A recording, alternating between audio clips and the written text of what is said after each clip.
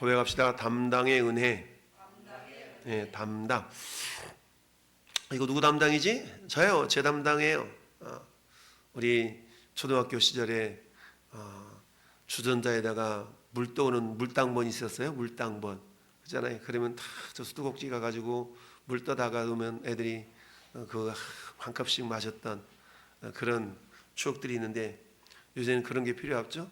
다 학교마다 정수기가 있어가지고 그 물 떠다 먹으면 되고, 또 이 겨울철에는 그렇게 엄마 아빠들이 그렇게 하지도 않죠. 따뜻한 물 싸가지고 보온병에다가 요즘 학생들 학교 왔다리 갔다리 하는 모습 보면 전부 다 물통 하나씩 짊어지고 다녀. 어떤 애들은 이따바른 막 병에다가 보온병에다가 그것도 유행인 것처럼 막 들고 다니는 그런 친구들도 있는데, 예전 우리 어릴 때 물당번 했던 그런 시절이 생각이 나는데요. 담당. 누구 담당이냐? 저요. 이런 담당.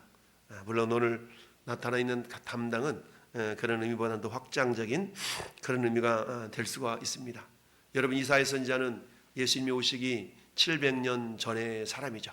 그러니까 지금부터 약 2700여 년 전에, 예수님이 지금부터 2000년 전에 오셨으니까 예수님이 이 땅에 오시기 700년 전에 예수 그리스도께서 이 땅에 어떤 모습으로 오실 것인가, 오셔서 무엇을 하실 것인가를 예언한 말씀, 이게 이사야 선지자죠.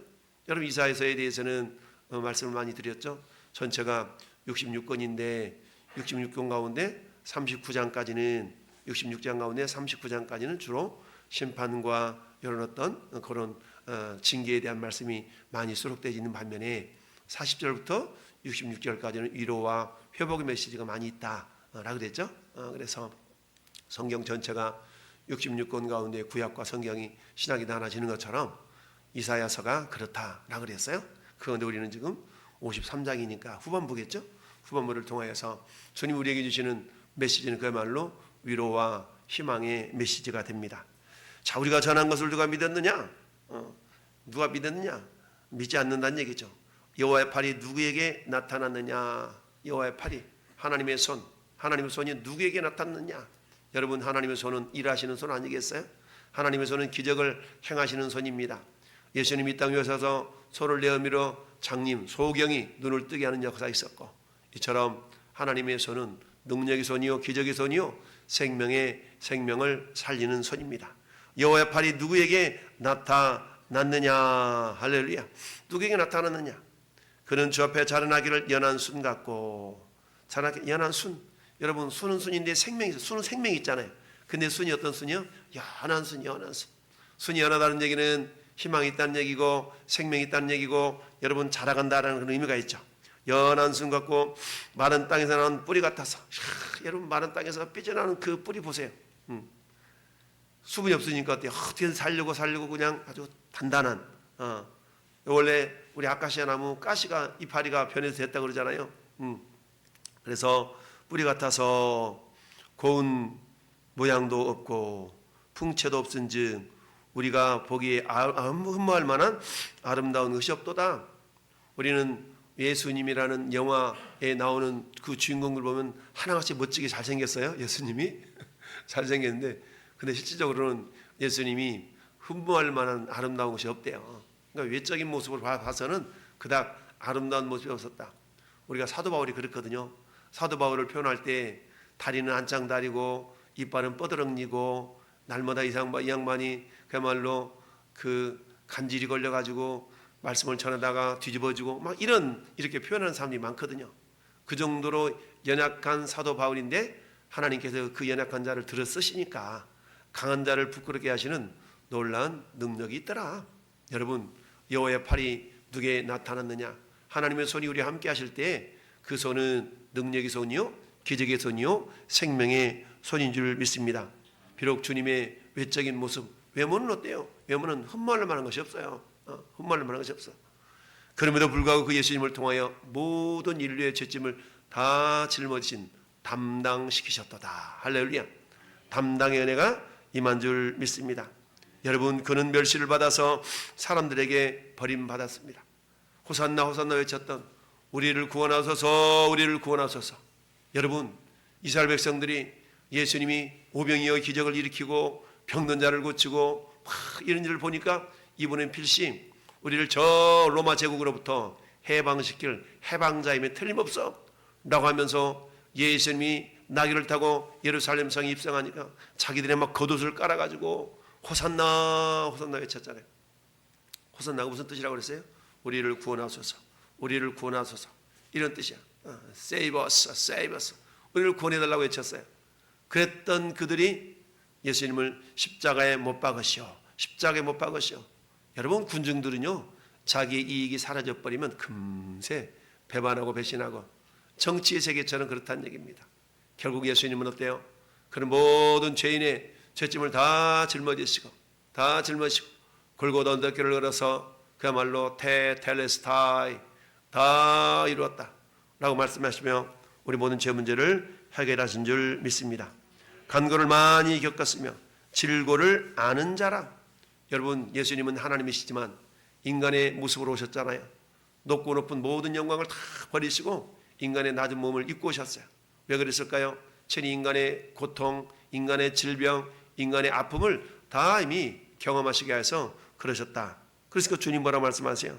간고를 많이 겪었으며 멸시를 받았고 버림받아 받았으며 그는 질고를 아는 자라. 질고를 알아요. 질병과 고통을. 우리 흔히 그러잖아요. 네가 내 마음을 알아. 우리 그러잖아요. 네가 내 마음을 알아. 네가 내 사정을 알아. 우리는 그런 얘기 하지 않습니까? 왜? 아까 불러봤던 찬양처럼 왜 나만 겪는 고난이냐고. 우리는 고난을 겪으면 나만 겪는 것 같잖아요. 나만 고난 겪는 것 같아. 내 고난이 가장 큰 것처럼 여겨지잖아요. 그래서 때때로는 하나님을 원망하기도 하고 하나님 이러깁니까 저러깁니까 그러면서 하나님께 항변하기도 하고 이렇습니다. 그러나 때 우리는 사정은 다르지만 누구에게나 그런 고난들은 다 있죠. 단지 고난을 어떤 모습, 어떤 태도로 그 고난을 당하고 이겨내느냐라는 것은 사람마다 다 다르겠죠. 여러분, 고난의 강도로 말한다 그러면 사도 바울이 당했던 그 고난, 여러분 40의 감한매를 몇 번씩 뚫들겨 맞고 강도 위협과 불의 위협과 동족의 위협과 다양한 위협 속에서 꾸역꾸역 복음을 전했던 그 사도 바울의 모습을 생각해 보세요. 아니 그렇게 고통을 당하려고 그러면 뭘라고 전도를 해? 그냥 편안히 있다가 그냥 주님 오라 그러면 가면 되지. 그럼에도 불구하고 어때요? 주께 받은 사명, 그게 사명이잖아요. 사명. 주께 받은 사명, 은혜의 복음을 증언한 일을 마치려면 나의 생명조차 조금도 귀한 것으로 여기지 않았더라. 여러분, 이 땅의 인생이 전부다라 그러면 이 땅의 인생이 전부야, 죽으면 그만이야 라고 생각한다면, 라고 믿고 사는데 우리 이렇게 살 필요 없잖아요. 그런데 우리는 분명히 확실히 믿기에 이 땅의 인생은 잠시 잠깐이다. 할렐루야. 그렇잖아요. 이 땅에서 잠시 잠깐이야. 잠시 잠깐의 세월 가운데 영원한 인생을 준비할 수 있다는 게 얼마나 감사합니까? 너희들이 영원한 인생을 준비하는데 영원히 준비해 이러면 할 사람 아무것도 없겠죠. 그러나 이 땅에 잠시 잠깐 사는 이 세월 가운데 우리는 올리 지저스 예수 그리스도를 통하여서 영원한 생명을 얻을 수 있다는 게 얼마나 위대한 능력입니까? 잠깐 믿는 것 뿐인데 영원한 생명을 보장받는 거 아니겠어요? 할렐루야. 근데 어때요? 그런 영원한 세계를 믿지 못하고 이 땅이 인생이 전부인 것처럼 살아가는 사람들이 얼마나 많습니까? 참, 우리 주님 오죽했으면 전도를 미련한 것이라고 그랬을까요? 전도가 미련하대. 그렇잖아요. 이 추운 날씨에 나가서 예수 믿으라 그러니 사람들이 생각할 때 미련 곰탱이지 밤탱이지. 야, 니네 하나님 전능하신 하나님이라며. 전능하신 하나님이시라며. 근데 왜 너처럼 고생시키면서 전도하라 그런다냐? 그들의 논리로는 맞는 것 같지만 그러나 어때요? 하나님은 모든 사람이 구원받기를 원하시기 때문에 비록 전도가 그들 눈에는 미련해 보이지만 그게 하나님의 지혜라는 거 아니겠어요? 하나님의 지혜. 할렐루야. 여러분, 인간의 지혜로 어떻게 하나님 지혜를 다 알 수 있겠습니까? 우리는 어때요? 그 전도라는 과정을 통해서 전 여러분들이 이 자리에 있는 거 아니겠어요? 그렇지 않습니까? 전도. 누군가가 나에게 도를 전해주는 그 방식을 통해서 우리는 주님을 이렇게 경험하고 믿고 있는 거 아니겠습니까? 할렐루야. 그렇습니다. 흠말할 만한 것이 아름다운 것이 없다고 그랬어요. 흠말할 만한 아름다운 것이 없어. 그래서 어때요? 간고를 많이 겪고 질고를 받았고 멸시를 받았고 참 마치 사람들에게 얼굴을 가리는 것 같이 멸시를 당했어. 얼굴을 다 가리고 막 두들겨 패는 것처럼 멸시를 당했어. 심지어는 우리도 그를 귀히 여기지 아니하였도다. 유대인들조차도 어땠어요? 예수님을 구세주로, 예수님을 메시아로 믿는 것 같더구만은 저 양반이 죽어버렸어? 야, 저 양반이 저렇게 힘이 없단 말이야?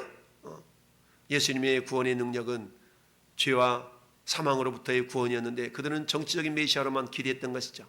그들은 정치적인 메시아를 기대했기 때문에 예수님은 정치적인 메시아가 아니라 죄와 사망으로부터 구원자, 죄와 사망으로부터의 메시아였지만 그들을 믿지 못하고 알지 못했기 때문에 오히려 그 예수님을 십자가에 못 박고 말았죠. 예수님을 귀히 여기지 않았어요. 바라봐라. 내가 누구를 놓아주랴? 예수를 놓아주랴? 아니야. 저 바라봐 놔달라고. 군중들이 예수님을 십자가에 못 박으라고 예수님을 내어주고 말았던 것이죠. 근데 그 모습이 누구 모습이었다고요? 우리의 모습이었다는 얘기입니다.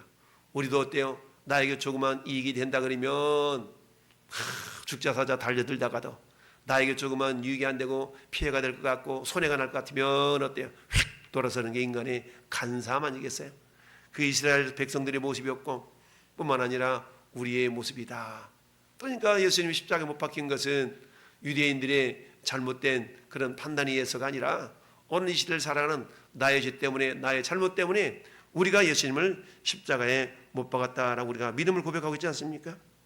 그는 실로 우리의 질고를 지고 짊어졌어요. 우리의 슬픔을 당하였거늘 우리는 생각하기를 그는 징벌을 받아서 하나님께 맞으며 고난을 당한다 하였노라. 뭔가 잘못한 게 있으니까 그렇겠지. 물론 그럴 수도 있겠지만 그러나 주님은 우리의 질고를 짊어지셨어요. 우리 주님은 우리의 슬픔을 당하셨어요. 우리 주님은 우리의 우리 때문에 고난을 당하신 줄 믿습니다. 그가 찔림은 우리 허물 때문이요. 예수님 왜 찔리셨어요? 우리 허물 때문에. 예수님 왜 상하셨어요? 우리의 죄악 때문에. 예수님 왜 징계를 받았어요? 우리의 죄악 때문에 그렇다는 얘기죠. 할렐루야. 예수님이 징계를 받음으로 우리는 평화를 누리고, 할렐루야. 오늘날 우리가 주는 평화 막힌 담을 모두 하셨네. 주님께서 십자가에서 돌아가시는 그 순간에 성소의장이 위로부터 아래까지 찢어져 둘이 되었어요. 다 길이 열렸지 않습니까? 대제사장이 1년에 한 차례씩 피를 들고 흠없는 짐승의 피를 들고 지성소까지 나가는 그런 일이 있었지만 이제는 예수님이 길을 열어놓으셨기 때문에 누구든지 주님의 보혈을 의지하기만 하면 주님께서 모든 인류의 죄짐을 다 담당하셨기 때문에, 할렐루야. 그 담당의 은혜로 우리는 누구든지 담대하게 당당하게 보좌 앞에 나갈 수 있는 권세가 주어진 줄 믿습니다. 그렇습니다. 우리 주님이 채찍에 맞음으로 우리는 나음을 받았도다. 사도 베드로가 이 말씀을 베드로전서 2장 24절에 인용하고 있지요. 따라서 우리는 어때요? 육신이 약할 때마다 이 말씀을 주장하는 겁니다. 채찍에 맞음으로 우리는 나음을 받았도다. 여러분, 우리가 질병과 고통 가운데 있다 할지라도 그건 현상이잖아요, 현상. 그러나 주님은 그런 질병과 고통의 문제조차도 우리 주님이 다 짊어지신 줄 믿습니다. 할렐루야. 담당이라는 말은 담당, 파가라는 단어인데요. 이거는 뭐요? 이게 마주치다, 마주하다 이런 의미가 있어요. 만나다, 도착하다, 마주치다. 결국 이걸 갖다 짊어지다 라는 그런 의미가, 다양한 의미가 있는데 뭔가를 우리가 마주쳤기 때문에 피하려고 하지 않았다는 얘기죠. 우리 모든 인류의 죄짐을 우리 주님은 피하려고 그러지 않았어. 마주쳐가지고 만나가지고 그랬대. 그래 알았어 라고 당당하게 우리 모든 죄짐을 예수님이 대신 짊어지신 줄 믿습니다. 그럴 때 다 얹어놨다는 얘기죠. 왜 우리 짐꾼들 어깨에다가 지게에다 짐 치잖아. 더 얹어 한 점 가득하니 짊어지고 가는 것처럼 예수님은 모든 인류의 죄짐을 다 짊어지신 줄 믿습니다. 이게 담당이에요, 담당. 우리는 그 예수님한테 다 laid on him, 그게 다 이렇게 올려놨어, 옮겨놨다는 얘기입니다. 이게 담당이죠, 담당. 우리 주님은요, 그 어떤 죄도 다 담당하신 줄 믿습니다. 어떤 큰 죄든 작은 죄든, 야, 그 사람 죄는 내가 도저히 감당 못하겠다야, 이게 아닙니다. 그 죄마저도 주님은 담당하신 줄 믿습니다. 아무리 미세한 죄를 할지라도, 아무리 큰 죄를 할지라도 주님은 모든 인류의 죄짐을 다 담당하셨기 때문에 어때요? 그를 믿기만 하면, 할렐루야, 그를 믿기만 하면 그 죄로부터 자유함을 받고 하나님의 귀한 자녀가 되는 줄로 믿습니다. 담당의 은혜. 그렇습니다. 우리가 천국 가는 것은 내 능력이 아니요 내 힘도 아니에요. 오직 주님의 은혜인데, 이 은혜는 어떤 은혜? 담당의 은혜입니다. 할렐루야. 내게 했던 모든 죄짐이 다 예수님께로 옮겨갔어요. 그거 내가 짊어졌다, 그거 내가 짊어졌다, 그거 내가 담당했다라고 주님이 지금도 말씀하고 계십니다. 따라서 어느 때 우리는 죄와 불법으로부터 자유함을 얻고 마음껏 주님을 섬기기에 부족함이 없는 존재들이 된 줄로 믿습니다. 여러분, 우리는 다 양 같아서, 양이라는 짐승은 생물학적으로 생리적으로 눈이 어둡다고 그러잖아요. 눈이 어두워. 그러니까 양에게는 절대적으로 목자가 필요한 거야. 목자가 필요해. 우리는 다 양 같아. 근데 목자를 거부하고 제멋대로 살라 그러잖아요. 그렇게 행하여 각기 제 길로 갔거늘. 여러분, 그 길로 계속 간다면 멸망길. 근데 어때요? 여호와께서는 우리 모두의 죄악을 그에게 담당시키셨도다. 여러분, 예수님은 우리 모든 죄악을 다 담당하셨습니다. 할렐루야. 우리가 양 같아서 우리 내 맘대로 살라 그러잖아요. 내 맘이야, 내 뻔해도 우리 이러잖아요. 내 맘대로 살겠다 그러잖아요. 내 맘대로 살면 잘 살아야 되는데, 내 맘대로 살면 잘 살아야 되는데 그렇게 되질 않죠. 왜 그렇다고요? 인생의 주인이 내가 아니기 때문에 그렇다. 할렐루야. 인생의 주인이 내가 아니야. 내 맘대로 살 거야, 내 맘대로 살 거야. 그럼 잘 살아야 되는데 잘 살아지지 않아. 인생의 주인이 내가 아니기 때문에. 내가 운전하면 잘 갈 것 같아. 근데 어때요? 가다가 길을 잃어버릴 수밖에 없죠.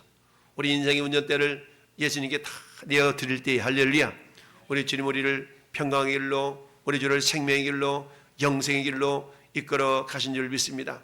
마귀는요, 매 순간순간마다 뭐라고 얘기합니까? 네가 네 인생의 주인이지 왜 예수님이 네 인생의 주인이야? 네가 네 인생의 주인이니까 네 맘대로 살아야지 라고 우리에게 유혹합니다. 마치 사사시대에, 그 시대에 왕이 없으므로 사람들이 자기 소견에 오른 대로 살았다 그랬잖아요.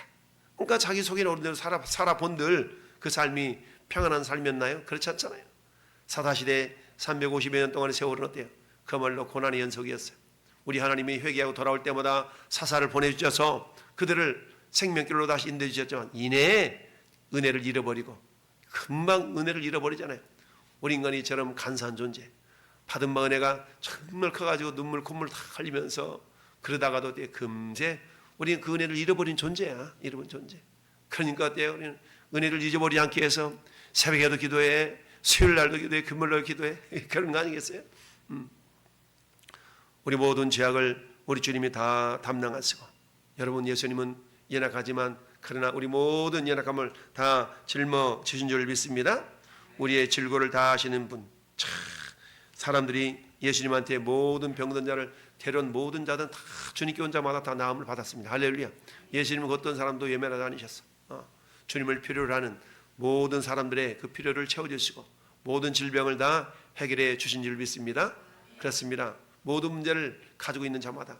그래서 주님은 뭐라고 말씀합니까? 수고하고 무거운 짐진 자들아 다 내게로 오라. 할렐루야. 내가 너희를 쉬게 하리라. 수고하고 무거운 짐, 우리 누구에게나 다 있거든요. 그 짐을 우리가 지고 가려고 하지 말고 주님께 내어드리라는 얘기입니다. 할렐루야. 그럴 때마다 주님은 그 짐마저도 담당해 주신 줄 믿습니다. 여러분, 히브리서 4장 15절 이렇게 말씀합니다. 우리에게 있는 대제사장은 우리의 연약함을 동정하지 못하실 리가 아니요 모든 일이 우리와 똑같이 시험을 받으신 이로되 죄는 없으시니라. 할렐루야. 그러니까 죄가 없기 때문에 이를 능히 도우실 수가 있다라는 얘기입니다. 여러분, 죄의 삭은 사망이잖아요. 그러니까 인류 문제, 인류가 해결할 수 있는 두 가지 문제가 항상 있다고 그러잖아요. 첫 번째는 죄의 문제예요. 두 번째는 죽음의 문제. 이처럼 죄와 죽음의 문제는요, 그 어떤 것으로도 해결할 수가 없어. 어떤 것으로? 돈으로도 세상의 죄는요, 돈으로 해결할 수가 있어.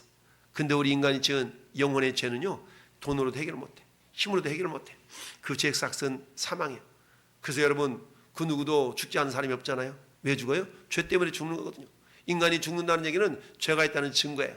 그러니까 그 어떤 인간도 여러분 죽음을 피해갈 수 없어. 세계에서 가장 갑부였던 여러분 삼성, 이병철, 이건희, 정주영 모든 사람이 다 죽었지 않습니까? 또 스마트폰 만든 사람이 누구지? 스티브 잡스. 스티브 잡스가 돈이 없어서 죽었나요? 세계 위대한 발명을 했던 사람이 할 때 다 죽어가는 겁니다. 뭐 때문에? 죄 때문에 죽어가죠. 죄 때문에. 그 죄 문제를 해결하실 분은 오직 예수님의 십자가의 보혈의 능력밖에 없습니다. 할렐루야. 그러니까 인간은 죄 문제와 죽음의 문제, 이 두 가지 문제를 해결할 수 없어. 그래서 어때요? 그래서 구원자가 필요한 겁니다. 구원자가. 그래서 하나님이 친히 사람의 모습을 이 땅에 구원자로 오신 거 아니겠어요? 할렐루야. 그러니까 구원자의 절대 조건은 두 가지 문제 절대 조건이 있어야 돼요. 첫째, 죄가 없어야 되고, 두 번째, 죽음의 문제를 이길 수 있어야 돼요. 근데 어떤 인간도 죄 없는 사람이 없잖아요. 모든 사람이 죄를 범하였으며 하나님의 영광이 이르지 못하더니 그 어떤 인간도 죄 없는 사람이 없어. 그러니까 인간은 구원자가 될 수가 없는 거예요. 아무리 이단 사이비들의 교주가 훌륭하고 능력이 있을 수도 있죠. 그러나 그들도 여전히 죽어서 무덤을 남겼어. 무덤이 있다는 얘기는 그들 인간이 죽었다는 얘기잖아요. 근데 예수님은 부활하셨기 때문에 무덤이 없다고 그러죠. 예수님은 죽음의 문제를 해결하셨고요. 예수님은 죄가 없으신 분이잖아요. 할렐루야. 우리와 같이 고난을 받으신 분이 이르되 죄는 없으시니라. 할렐루야. 이처럼 주님은 죄가 없으셨고 죽음의 문제를 해결하셨기 때문에 우리 모든 인류의 모든 죄짐을 다 담당하신 줄 믿습니다. 그 담당의 은혜로 우리는 어때요? 죽어도 다시 사는 부활의 주인공들이 되었고요. 일단 우리는 어때요? 첫째 부활에 이미 참여하고 있는 자들이요, 또 둘째 부활에 이르는 자가 될 수가 있습니다. 여러분, 우리의 첫째 부활은 뭐라고 해서 예수 그리스도를 믿고 우리의 영혼이 영원한 죽음에서 사는 그런 놀라운 은혜가 임한 거 아니겠습니까? 그렇지만 어때요? 여전히 둘째 사망이 기다리고 있죠. 첫째 사망은 우리 육체와 영혼이 분리되는 육체적인 죽음이라 그러면, 둘째 사망은 영원한 지옥, 영원한 천국과 분리되는 영원한 사망을 말하는 겁니다. 여러분, 이것은 어때요? 예수 그리스도를 믿는 믿음이 없다면 아무리 주님이 우리 모든 죄를 다 담당하셨다 할지라도 그 담당의 은혜를 받아들이지 않는 자들에게는 어때요? 영원한 멸망이 있을 따름입니다. 할렐루야. 그런데 감사하게도 우리는 어때요?